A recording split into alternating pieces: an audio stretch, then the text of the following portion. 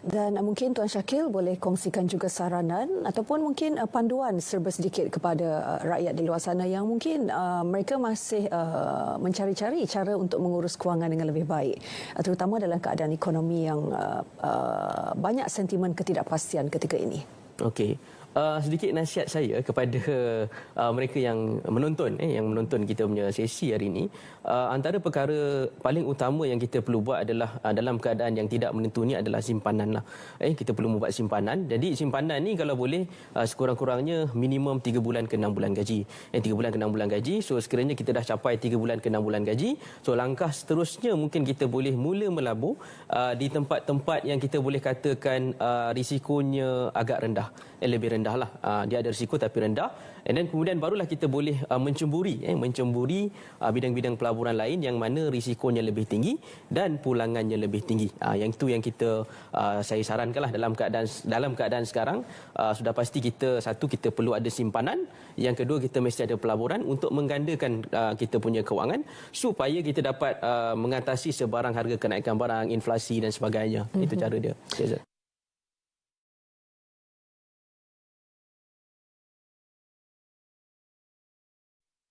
Alright, okay, hai, Assalamualaikum dan selamat pagi guys.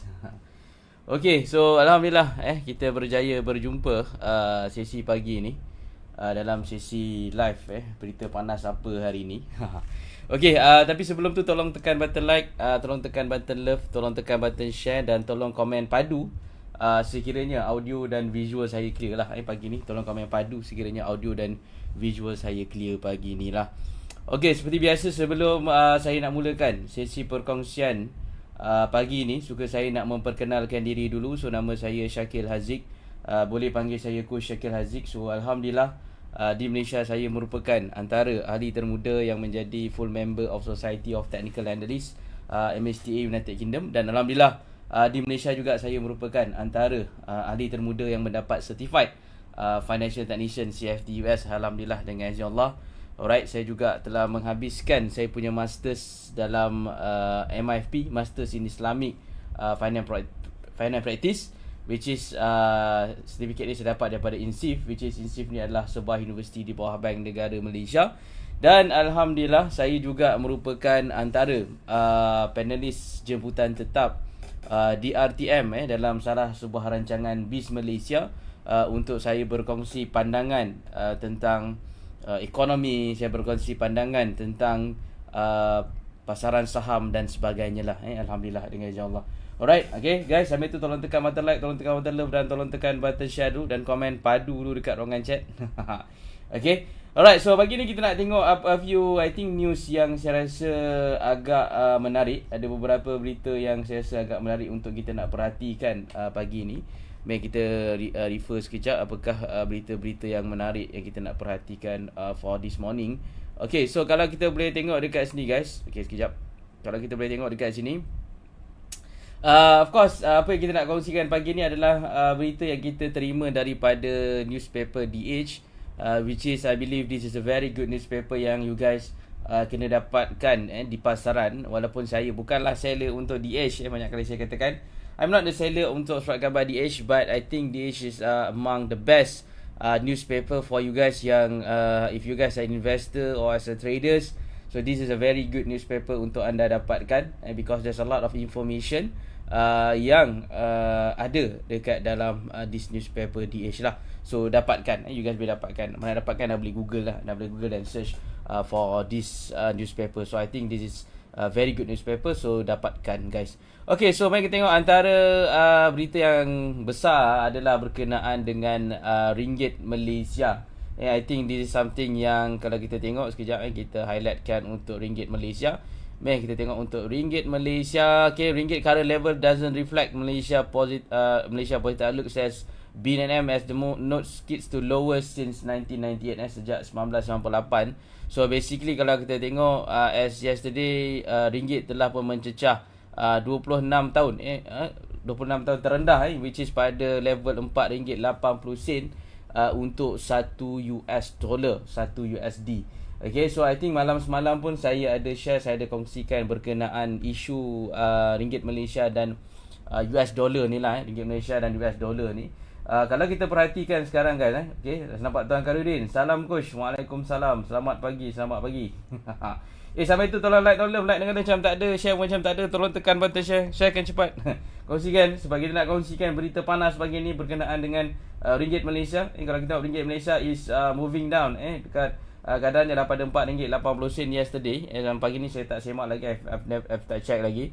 So kalau kita tengok dekat sini, ini adalah kenyataan daripada Governor Bank Negara Datuk Abdul Rashid Ghaffour, di mana beliau mengatakan bahawa apa yang sedang berlaku kepada ringgit Malaysia adalah tidak sama seperti yang berlaku pada tahun 1998, 1998, 1997 during the financial crisis lah. Okay, cuma saya nak kongsikan sikit guys pagi ni. I want to share a little bit this morning berkenaan dengan kesan dan impact ni apabila ringgit ni lebih melemah ataupun berada dalam kadar situasi sekarang terhadap kita punya market lah, during towards our market. So I think this is very interesting bagi saya adalah sangat-sangat menarik sebab kalau kita perhatikan apa yang berlaku dengan indeks FBM KSI kita indeks FBM KSI kita dah fork out ataupun dah naik dalam fasa yang in uptrend punya situation. Kalau kita tengok potensi untuk indeks FBM KSI kita dalam fasa menarik. Anda boleh tengok watch out balik saya punya weekly market update yang kita share last night, malam semalam. We recap on index FBM KSCI. So I'm quite positive. Kenapa saya quite positive? Although ringgit melemah ni adalah kerana anda kena faham satu konsep. Okay, of course there's pros and cons. Saya tak nafikan ada pros and cons bila berlaku apabila ringgit ni melemah, ada dia punya cons. Tapi kita akan cuba lihat what are the pros. Apakah kelebihan yang kita boleh dapat apabila ringgit ni melemah. Okay, so sebagai contoh example untuk saya bagi anda mudah faham, this is my pandangan saya secara peribadi, this is my point of view. So contohnya sebelum ni kalau $1 mungkin RM3.50, RM3.50, $1 bersamaan dengan RM3.50. Contoh Okay, sekarang $1 bersamaan dengan RM4.80. So ini akan beri satu benda yang lebih advantage kepada orang investor luar. And this will be an advantage lah kepada investor luar sebab setiap kali mereka convert daripada US dollar kepada ringgit Malaysia, so mereka akan dapat lebih banyak ringgit Malaysia lah. They will get more ringgit Malaysia. Ini dari segi pros lah. Pagi ni kita bercakap daripada segi pros, kebaikan dan apa yang kita boleh nampak secara positif apabila berlakunya ringgit yang melemah ni. So kalau kita tengok sebelum ni $1 RM3.50. Sekarang $1 dia boleh dapat RM4.70, RM4.80, $4.80. So it's more dan apa yang dia akan dapat ringgit yang lebih banyak lah. So of course ini akan jadi lebih menarik sebab bila kita convert tu kita akan dapat lebih banyak ringgit. So lebih banyak ringgit bermaksud kita boleh beli saham dekat Bursa Malaysia ni dengan lebih banyak. Okay, boleh follow tak guys? Kalau follow tolong tekan 1 kat ruangan chat. Boleh follow tak? Kalau follow tekan 1 kat ruangan chat. So ini yang kita nampak impact. I think this is the impact yang kita boleh nampak apa yang sedang berlaku dekat Bursa Malaysia. This is my personal point of view yang saya lihat. Kalau kita tengok berdasarkan berita-berita sebelum ni, kita boleh lihat bahawa investor-investor, pelabur-pelabur daripada luar tidak berhenti-henti membuat pembelian saham di Bursa Malaysia. So I think the reason why juga adalah kerana kita tengok ringgit ni agak melemah, So ini akan bagi opportunity ataupun peluang kepada orang di luar sana. Bila mereka convert, so mereka akan dapat duit yang lebih banyak, lebih banyak lah in terms of ringgit Malaysia, mereka akan dapat lebih banyak. Puan Rizky, Assalamualaikum dan selamat pagi coach. Waalaikumsalam, selamat pagi. Assalamualaikum, selamat pagi. Good morning. Okay, so this in terms of USD, ringgit to USD, dan of course dia ada cons juga, saya tak nafikan daripada segi kenaikan harga barang dan sebagainya. So especially kalau kita banyak dari segi makanan kita banyak yang kita import dan sebagainya. So of course high living cost kita akan meningkat. Dia tidak dinafikan. Dan kita kena take opportunity lah. Kita ada pros and cons. We have pros and cons like saya mention tadi. So kita akan tengok cons-nya adalah in terms of harga barang mungkin ada potensi untuk keep increasing lah, ada chance untuk terus menaik. And tapi dari segi pros ni kita nampak in terms of pasaran, in terms of kita punya market, so people from outside, investor daripada luar, if they convert their money to ringgit Malaysia, they can buy more. So nak tak nak, tanpa semena-mena okay, tanpa semena-mena pasaran kita pun akan perform. Dan we as an investor, as a trader yang cukup bijaksana, daripada bijaksana dan sini, sepatutnya kita ambil peluang-peluang yang ada ni lah. I think this best for us to take the opportunity untuk ambil peluang dengan pros yang ada ni.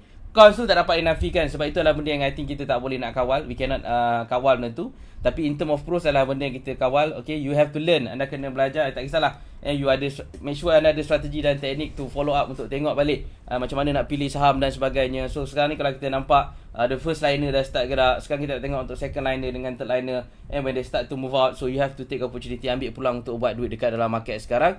So untuk kita nak menangkis kadar inflasi, kenaikan harga barang yang sedang berlaku, yang kita akan nampak dalam masa-masa terdekat ni. So I think this is something yang kita boleh cuba-cuba intai dan lihat lah. So we try to look on the positive side on everything guys. Sebab ini apa yang guru saya ajar, sentiasa lihat apakah perkara positif, apakah hikmah yang kita boleh lihat daripada setiap perkara berlaku. Pasti ada hikmah. So I believe this is the things yang we can see why although the ringgit is weakening, but we can take opportunity dan peluang yang ada dekat dalam pasaran. So this is about Bank Negara Ringgit Malaysia lah.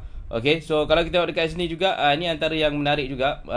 I think last Monday, hari Isnin lepas, saya berada di RTM. I was live di RTM, my slot dekat RTM TV1 untuk bercakap tentang trade figures for January. Dan kalau kita lihat untuk tahun lepas kalau kita tengok untuk trade, ni adalah berdasarkan fakta yang figure yang kita ada.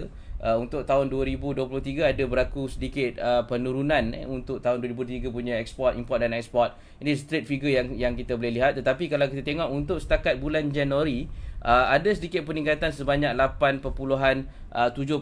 Ekspor meningkat 8.7%. Kalau kita tengok the first year on year growth after contracting for 10 straight month. Okay, so this is something yang agak menarik untuk kita nak perhatikan berkenaan dengan January trade figures lah. So this is something yang kalau kita tengok dekat sini, export, okay, kita nak highlight adalah export for electrical, electronic, any product contracted year on year.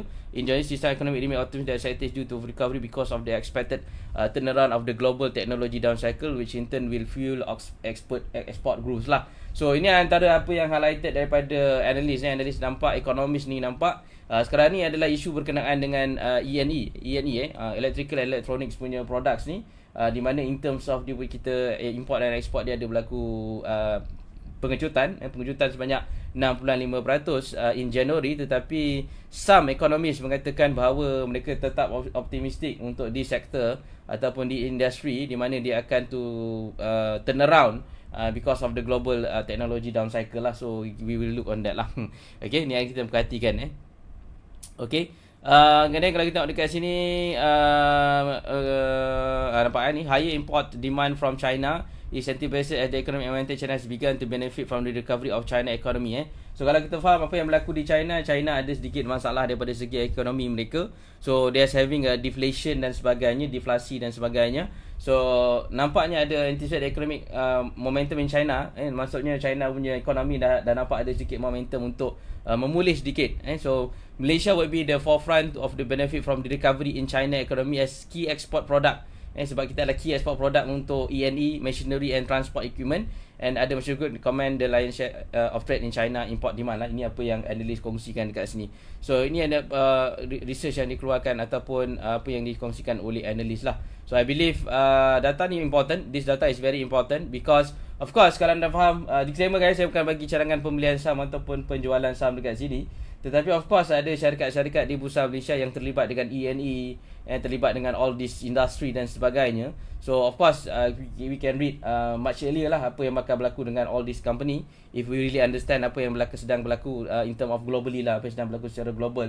Dan sekarang ni kalau kita faham, yang ni agak terkesan sikit because of apa yang sedang berlaku di China dan secara globalnya lah dekat sini. Guys, boleh follow tak? Kalau follow tolong komen padu sikit kat ruangan chat. Aku macam cakap sorang-sorang ni. Okay, tolong komen padu sikit. Ni ada data kita tunggu.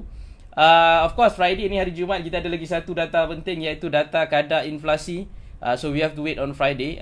Dozem akan keluarkan data ni on this Friday lah untuk kadar inflasi. Sambil tu tolong like, tolong love dan tolong share kan. Tolong like, tolong share kan lah. Right, so this is the things. Other than that, apa yang saya rasa menarik untuk kita nak tengok adalah berkenaan dengan ni juga agak menarik Yes, this is quite interesting Bursa Malaysia punya energy index, okay, hits 3-year high Index ni untuk energy untuk energy. Siapa tak faham, energy ni dia lebih kepada syarikat-syarikat yang terlibat dengan oil and gas dan sebagainya. So kalau kita tengok dekat sini guys, anda boleh nampak bahawa Bursa Malaysia Energy Index hits 3 years high 3 year high kat sini. Dan kalau kita tengok antara yang top aktif the company is top aktif dekat sini adalah Dialog. Dialog kalau kita tengok dekat sini di mana dia mengatakan bahawa kata sini Dialog ni on Monday dia baru umumkan keputusan untuk syarikat mereka untuk Dialog, dan dia punya result adalah menarik lah. Ni nampak ni Dialog reported that its net profit rose 16.62% to 148.29 million for the second quarter ended ni lah, higher revenue driven by better performance of both its Malaysian and international operations lah. Quarterly revenue rose 7.8%. So kita nampak ni largely near met analyst expectation. So actually this company is being highlighted juga daripada analyst kita UOB Kay Hian. I think kita share dekat dalam our group analyst punya expectation. I think malam-semalam pun kita ada share. That's the things yang juga dikongsikan oleh analyst kita lah, analyst daripada UOB Kay Hian untuk kita masukkan dalam watch. Disclaimer, saya bukan bagi cadangan pembelian saham dekat sini, cuma saya highlightkan what are the interesting part yang kita boleh tengok dekat dalam market sekarang ni. So technically what is interesting, energy index hits 3-year highs lah. So you have to watch out for this. Anda boleh watch out, boleh tengok sedikit, boleh perhatikan. Alright, boleh perhatikan. Ni bukan cadangan pembelian saham. Do your due diligence. So semak menggunakan strategi masing-masing. I'm not sure you guys ada strategi ke tak, tapi pastikan anda ada strategi lah. Make sure you guys have a strategy, because as I mentioned, it's gonna be quite good. Ada banyak peluang dalam opportunity in the market, guys. There's gonna be a very banyak sangat peluang dekat dalam market. So don't miss out. Jangan miss out all this opportunity lah. Yang kita nampak dekat sini. Other than that, mari kita tengok lagi ada berita yang menarik. Okay, other than that, mari kita tengok ada yang menarik. Okay, so sama juga hibiscus. Kalau guys nampak tadi, this is hibiscus. Tadi kalau you dah nampak juga yang correlated dengan energy, yang kita nampak untuk Dialog tadi kita nampak positif. So even hibiscus pun you guys boleh nampak dekat sini, syarikat yang correlated juga dengan sometimes called energy lah. Oil and gas you guys boleh nampak dekat sini, oil and gas company. Alright, so juga report 45.22% surge in its net profit. Net profit lah for second quarter report from year earlier, driven by higher average realized oil prices and lower operating cost. So ini juga kita nampak kesannya. So of course should be something yang interesting untuk kita nak perhatikan, company-company yang correlated dengan energy index lah, energy index ataupun yang terlibat dengan tenaga dan sebagainya. So I think that is very interesting. Okay, ni kita tengok in terms of dia punya berita hibiscus. Okay, ni satu lagi yang menarik. Right, this is something yang juga menarik. Malaysia vehicle sales rose 31% year on year in January 2024. May fall in February. Ni this is quite interesting juga, guys. Because kalau nak tengok dekat sini, ini adalah figure untuk jualan kereta. Dan kalau kita tengok Malaysia vehicle sales rose meningkat 31% in January this year from a year earlier, but fell month on month due to the year end rush of deliveries and bargains. Okay, so kalau kita tengok dekat ni, total transaction volume was 65,499 unit in January versus 50,168 unit in the same month of 2023. So sekarang kalau kita tengok angka figure untuk orang yang membeli kereta, ini adalah angka kereta jualan kereta untuk bulan Januari 2024. Siapa yang tak faham apakah angka ini adalah angka kenderaan ataupun kereta yang dijual. Senang cakap kereta yang dijual lah, kenderaan ataupun kereta yang dijual. So kalau kita tengok total industri meningkat daripada 50,000 untuk tahun 2023. Untuk tahun 2024 ni meningkat 65,499 biji kereta baru di atas jalan. Okay, kita boleh nampak dekat sini 65,499 kereta baru di atas jalan. Kenapa saya nak kena highlightkan benda ni, guys? Sebab anda kena relatekan dengan sekeliling anda. Anda kena relatekan juga dengan syarikat-syarikat di Bursa Malaysia. Who will get this opportunity? Siapa yang akan dapat faedah ataupun akan dapat benefit daripada peningkatan jualan-jualan kereta ni? You have to think yourself lah. And disclaimer, saya ulang sekali lagi, ini bukan cadangan pembelian saham ataupun penjualan saham. Cuma kita keluarkan angka-angka ni untuk anda lihat apakah peluang dan potensi yang ada di dalam pasaran. What's the opportunity yang kita boleh lihat. Okay, sales in February. Okay, cuma untuk tahun 2024 dijangkakan 2024 Februari ni belum habis lagi. Cuma dijangkakan akan lebih rendah daripada Januari 2024, which is last month punya figure. Because of bulan ni, of course kita faham ada 29 hari. Dan juga kita ada banyak cuti Chinese New Year dan sebagainya. So of course dia akan ada sedikit penurunan lah. Okay, kalau kita dekat ni, sales of passenger vehicle total 59,394 unit ni, jangan buat 33% increase from 44,000 units in January 2023. So 2024 ni kalau kita lihat, although a lot of things yang happen, ringgit melemah dan sebagainya, tetapi kalau kita tengok, ini adalah angka yang dikeluarkan dan ini adalah angka yang figure yang sebenar. Dan kita nampak there's still demands. So orang masih lagi membeli kereta. People are still buying all these cars dan sebagainya. Although we understand living cost makin meningkat dan sebagainya. And I think kereta adalah satu necessity yang kita perlu ada lah. Alright. Dan kalau kita tengok dekat sini, untuk commercial vehicle juga meningkat. Bukan setakat passenger meningkat ataupun kereta yang kita pakai pun meningkat, tetapi juga kita boleh lihat commercial punya vehicle lah meningkat 9%, to 6,105 unit daripada 5,582 unit. Okay, so kalau kita tengok dekat sini, in term of angka, bila cakap tentang angka dan figure, kita boleh katakan bahawa there's still demand and people are still buying.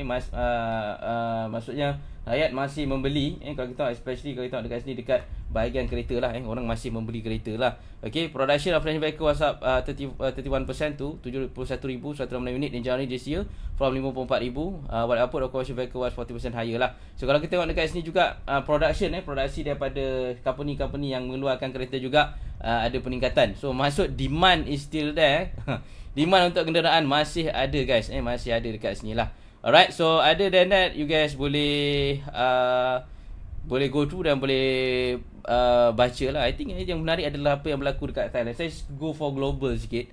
What's going on in Thailand? Thailand punya kadar, mari kita tengok sekejap. We go to the Thailand. I think this is very interesting apa sedang berlaku di Thailand, negara jiran kita. Selingan sikit lah saya bercakap tentang apa yang sedang berlaku. Untuk dia orang punya monetary policy kat MMP to cut interest rate. Okay. Sebab kalau kita tengok dekat sini pertama kalau kita tengok daripada segi in terms of dia punya kadar inflasi juga agak tinggi jugalah apa yang kita nampak untuk, and then GDP untuk Thailand juga tidak begitu perform kalau kita tengok dekat sini. So itu yang menyebabkan mereka nak cut the rate lah, cut the rate. Dan kenapa they need to cut the rate? Because bila this is basic economy, when they cut the rate, so people will start to buy more, and there will be more money in the market. Lebih banyak duit dekat dalam market. So tanpa semena-mena dia akan membantu untuk menolak GDP punya data lah, gross domestic product data untuk Thailand. So ini something yang menarik juga kita nak perhatikan kepada negara jiran kita di Thailand, which is diorang pun mengalami masalah in term of economy mereka, which is in term of dia punya GDP is not quite performing lah. Dah boleh nampak dekat sini gross generic call Thailand tepik growth, dia punya growth tak ada growth, dia punya growth tu agak perlahan apa yang berlaku dekat Thailand. So I think that is something yang interesting untuk kita just nak tahu sajalah. Alright. Okay, so that's a little bit apa yang saya nak share untuk pagi ni. Hopefully you guys dapat something tak? Dapat tak? Kau dapat komen satu sikit dekat ruangan chat? Dapat something tak daripada apa yang kita share pagi ni? Dan siapa yang rasa best untuk kita teruskan sesi ni, tolong komen best dekat ruangan chat sekejap. Alright, tolong komen best dekat ruangan chat. Okay, tolong komen best dekat ruangan chat dekat anda nak kita teruskan sesi ni. Alright, komen best sikit dekat ruangan chat lah. Okay, and of course macam saya katakan, sekarang ni kalau kita tengok, there's a lot of opportunity dekat dalam market guys. Ada banyak sangat peluang dekat dalam market tuan-tuan dan puan-puan. So kita nak bagi tahu dengan anda guys. So we will be having this session. Program kita Technical Analysis Mastery ni adalah sesi ulangan. So minta tim kita tolong pinkan dekat ruangan komen link untuk mereka ni isi waiting list dulu. Kita belum nak buat program lagi. Kita cuma sediakan waiting list. Kita mungkin akan buat, tak pasti lagi. Anda boleh isi borang yang tim kita sediakan. Tim ada lagi tak guys tu? Tolong pinkan, tolong share dan tolong pinkan dekat ruangan komen link untuk mereka isi untuk waiting list lah. If you nak join boleh join, tak nak join pun tak apa. Sebab dalam ni kita akan sharekan macam mana kita gunakan technical analysis untuk kita nak dapatkan pulangan. We share if we are making like 20 to 25% ROI dalam masa singkat dengan menggunakan technical analysis. Dan kita akan tunjuk dengan tuan-tuan dan puan-puan sebiji macam mana kita buat lah. We show dengan you guys sebiji macam mana kita buat. Right, it's a very powerful tools. I think dengan formula yang kita share juga dalam TA Mastery ni pun ada sahabat-sahabat yang dah boleh buat ROI 20%, 20 to 25% dengan menggunakan ilmu yang mereka belajar dalam sesi TA Mastery ni lah, Technical Currency Mastery. Okay, so tarikh tak ada lagi, right? Tarikh we ada projection date. So anda boleh isi dulu dekat borang tu, kita tulis tarikh. What is the projection tarikh kita akan adakan sesi TA Mastery lah. Alright, so I think itu apa yang kita nak kongsikan untuk sesi hari ini. So hopefully you get something daripada apa yang kita share. So insyaAllah kita akan jumpa dalam sesi-sesi live yang akan datang. So seperti biasa, saya nampak komen daripada, sekejap saya kena tengok komen sikit. Saya nampak daripada Tuan Karudin komen best, Puan Ashkin komen best, Tuan Zahari Jusul tekan 1 dan komen best. Thank you so much for you guys punya feedback. So insyaAllah sesi ni kita akan run setiap Isnin sehingga Jumaat jam 8.15 pagi di page kita lah, insyaAllah, untuk kita kongsikan apakah info-info penting ataupun what are the things yang you need to know in terms of the economy, in terms of the market, and in terms of the whole things apa yang sedang berlaku either in Malaysia ataupun di luar negara, overseas lah, insyaAllah. Alright, so I think itu saja guys. So kita jumpa lagi dalam sesi-sesi yang akan datang. Assalamualaikum guys, selamat pagi, kurangkan kecaman, banyakkan senyuman. Assalamualaikum, bye bye. Ini tinggal saya rasa itu je dulu repair pemilihan saham je dulu. Ya. Itu je kena repair dulu. Boleh? Boleh. Okey. Cuma nak tanya, sebelum dengan kita ada berapa kelas you pernah masuk sebelum ni? Sekejap. Macam banyak? Banyak. Ada 4. Oh, ada 4 kelas. You dah dengan dalam saham you apa tahun? Baru. 2021. 2020. Oh, baru. Tapi dah Baru. macam-macam kelas masuk. Betul? Kenapa masuk macam-macam kelas tu? Boleh saya tahu kenapa? Kenapa? Confident kot. Dia tak mendatangkan confident lagi. Itu yang tercari tu. Oh, tak mendatangkan confident, maksudnya bila you balik tu you masih tak tahu nak masuk, nak keluar kat mana ke macam mana? Ya, macam itulah. Especially betul tak? Nak masuk, dan lagi satu apa ikut tak polish disiplin tau. Oh, tak polish disiplin tu, tak dipolish tu. Okay, sebab macam yang sebelum ni ada tak sesi macam kita coaching one-to-one yang boleh di-polish macam ni? Saya tak ambil coaching one-to-one dengan coach saya ambil. Oh, kenapa you decide nak ambil coaching one-to-one dengan saya? Apa reason dia? Sebab yang you punya, yang saya through kan, sebab nampak simple. Teknik yang you coach gunakan tu simple, jadi saya rasa tak nak saya complicatedkan lagi saya punya teknik lah. Faham. Yelah. Tapi setuju tak dengan saya? Kalau dah macam-macam benda, sebenarnya overload of information pun berbahaya. Setuju tak dengan saya? Yeah. Kan? Betul kan? Sebab tu that's why kenapa dalam program saya cuba simplekan. Sebab saya dah lalu fasa tu dulu. Macam-macam benda tahu pun kau boleh buat duit. Benda yang simple ni pun ambil masa nak faham. Betul tak? Setuju tak dengan saya? Kan? So kita cuba bagi sesimple yang boleh lah. So ada a lot of classes you dah join sebelum ni. And then 4 classes lebih kurang. And then fail. Apa yang menyebabkan you nak join kita punya program? Apa reason dia? Boleh saya tahu kenapa?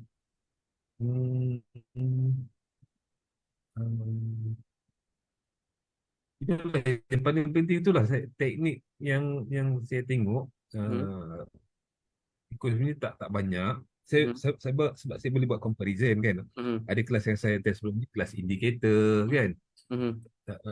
Yang teknik-teknik sebelum tu sebenarnya dia jadi apa, kata ilmu je lah yang saya ambil, tapi dia punya keyakinan untuk saya dapat daripada kelas-kelas sebelum tu masih tak ada lagi. Dari segi praktikal lah maksud dia, betul? Ya, betul. Dari segi praktikal, ilmu memang dapat, betul. Ilmu memang you dapat, saya tak cakap tak dapat. Tapi macam mana nak menggunakan aplikasi dekat dalam market, betul? Itu yang tak dapat, yang tak jumpa, betul? Betul. Okay, tak apalah. Sebab saya pun pernah lalu benda sama juga. Ilmu memang dapat, tapi at the end of the day, bila keluar tak ada praktikal.